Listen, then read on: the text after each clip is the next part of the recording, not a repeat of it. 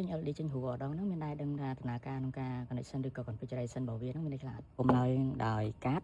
board ជាមួយនឹងខាងក្នុងវាមាន power supply ដើម្បីកត់កូនភ្លើងក្រហមហ្នឹងតំណាងឲ្យ power និងពណ៌បេតុងតំណាងឲ្យ signal processor មានច្រើនប្រភេទខ្លះមាន4 port 10 port 20 port ឬក៏សម្រាប់ model នេះវាមាន20 port port 1បានន័យថាយើង connect ខ្សែមួយចូលទៅ LED តែ LED អត់មានបង្ហាញអីទេទីមួយយើងចុចមកចូលទៅ display ពោលពាក្យ test pattern អញ្ចឹងយើងឃើញថាវាចេញពណ៌ទៅយើងអាចដូរ pattern ដើម្បី test connect ពីណាទៅណាអញ្ចឹងចូលទៅ skin setting អស់យកមក setting យក mapping on អូខេអញ្ចឹងយើងមើល S01 បានន័យថា setting card 1 P01 បានន័យថា port ទី1ហើយធុងជ្រុក001បានន័យថាអាហ្នឹងលេខរៀងវាទី1 002ទី2ទី3ទី4ទី5អញ្ចឹងវាបានន័យថា connect ពីស្ដាំមកឆ្វេងឡើង